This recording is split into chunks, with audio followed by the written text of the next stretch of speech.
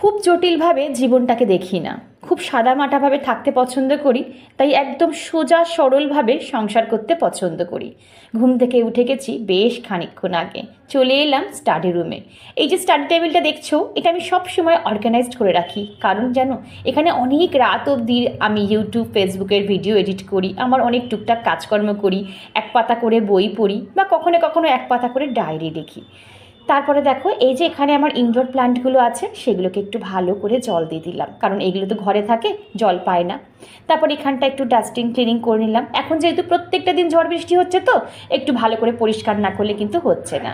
প্রত্যেক দিনের মাফিক আমি আমার ঠাকুরের মন্দিরটা ভালো করে ক্লিন করে নিই। তো এই তো আমার কাজ কিন্তু মোটামুটি কমপ্লিট। আর হ্যাঁ, হাজার কাজের মাঝেও এক পাতা করে ডায়েরি লিখতে কিন্তু আমি একদমই ভুলি না, এটা আমার অভ্যাস। এই তো এখানে আবার দেখো, আমার ঠাকুরের বাসনগুলোও ক্লিন করা হয়ে গেছে। এবার ব্রেকফাস্ট করার টাইম। চলো ব্রেকফাস্টটা করে ভিডিওটা আজকে আমি এখানেই এন্ড করছি।